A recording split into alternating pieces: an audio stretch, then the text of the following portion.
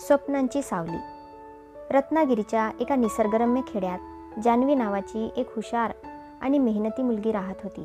कोकणच्या हिरव्यागार डोंगररांगा, नारळ पोफळीची झाडं आणि मोकळं निळशार आकाश या सगळ्यात ती वाढली होती. पण तिचं आयुष्य तितकंसं सुखद नव्हतं.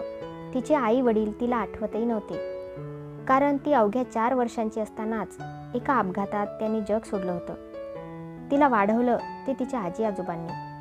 आजोबा शेतकरी होते. साध्या शेतीतून मिळणाऱ्या उत्पन्नावर घर चालत असे. आजी खूप प्रेमळ होती, पण परिस्थितीने कणखरही झाली होती.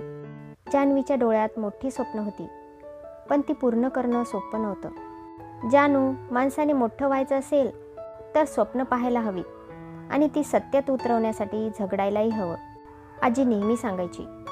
जान्हवी अभ्यासात अतिशय हुशार होती. तिच्या शिक्षकांना तिच्या बुद्धिमत्तेचं कौतुक वाटायचं. शाळेतील प्रत्येक परीक्षेत ती पहिली यायची. पण पुढील शिक्षण घेणं कठीण होतं. गावात चांगली कॉलेजेस नव्हती. तिला मोठ्या शहरात जावं लागणार होतं. पण प्रश्न होता पैशांचा. आजी आजोबांनी हयातभर शेतात राबून तिच्यासाठी थोडे पैसे साठवले होते, पण ते अपुरे होते.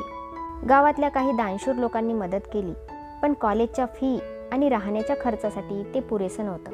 मी काहीतरी करायला हवं, तिने ठरवलं. ती गावातल्या लहान मुलांना शिकवू लागली. लोक तिला शिक्षकीबाई म्हणू लागले. तिला अभिमान वाटायचा की ती स्वतःच्या शिक्षणाचा खर्च स्वतः उचलत होती. शेवटी तिने पुण्यातील एका नामांकित महाविद्यालयात प्रवेश घेतला. पुण्यातलं जीवन वेगळंच होतं. गावात जिथे सगळे एकमेकांना ओळखायचे, तिथे शहरात कोणी कोणाला ओळखत नव्हतं. मोठ्या इमारती, प्रचंड गर्दी आणि प्रत्येकजण आपल्याच दुनियेत वेगळं. तिच्यासाठी हा नवा अनुभव होता. पहिल्यांदा तर तिला खूप भीती वाटायची, पण हळूहळू ती परिस्थितीशी जुळवून घेत होती. तिच्या अभ्यासात ती तितकीच मेहनत घेत होती आणि त्याचबरोबर एका छोट्या पुस्तकांच्या दुकानात नोकरीही करत होती. रात्रभर अभ्यास करून, सकाळी कॉलेजला जाऊन, दुपारी नोकरी करून आणि पुन्हा संध्याकाळी अभ्यासाला बसणं हे तिचं रोजचंच वेळापत्रक बनलं होतं. तिच्या शरीराला थकवा यायचा, पण तिच्या स्वप्नांना नाही. कॉलेजमध्ये असताना तिला एका मोठ्या कंपनीत इंटर्नशिपची संधी मिळाली. हे तिच्यासाठी मोठं पाऊल होतं. तिच्या मेहनतीला फळ मिळत होतं. त्या नोकरीत तिने चांगली कामगिरी केली, त्यामुळे तिला तिथे कायमस्वरूपी नोकरीची ऑफर मिळाली. आता ती चांगल्या पगारावर होती, पण तिच्या मनात सतत एकच विचार असायचा, गाव आणि तिथल्या लोकांसाठी काहीतरी करण्याचा. पहिल्या पगारात तिने आजी आजोबांसाठी एक नवीन घर बांधायचं ठरवलं. तिने त्यांच्यासाठी अनेक गोष्टी पाठवल्या, पण गावात परतण्याची तिची आस काही थांबत नव्हती. शेवटी एक दिवस तिने परत जाण्याचा निर्णय घेतला. तिच्या कंपनीने तिला मोठ्या पदाची आणि परदेशातील संधीची ऑफर दिली, पण तिने ती नाकारली. गावकऱ्यांनी तिचं भरभरून स्वागत केलं, पण तिला फक्त कौतुक नको होतं, तिला काम करायचं होतं. गावात शिक्षण आणि आरोग्याच्या सुविधांचा अभाव होता. तिने एक छोटी शाळा सुरू केली, जिथे गरीब मुलांना मोफत शिक्षण मिळत होतं. लोक हळूहळू तिच्या कामाला साथ देऊ लागले.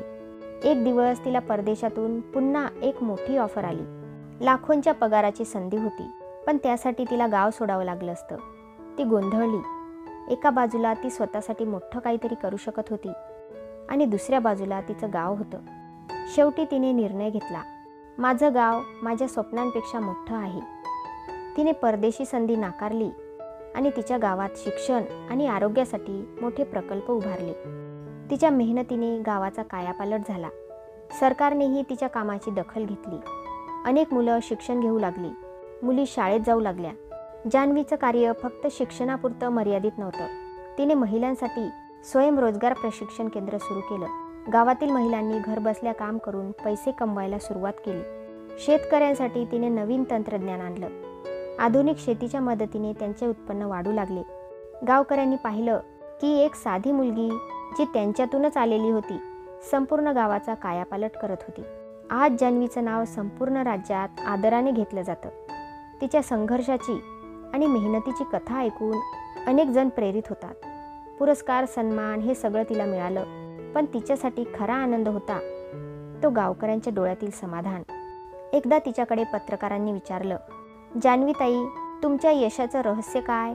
ती हसली आणि म्हणाली, स्वप्न पाहणं सोपं असतं, पण ती सत्यात उतरवण्यासाठी मेहनत आणि ध्येयाची जाणीव असावी लागते.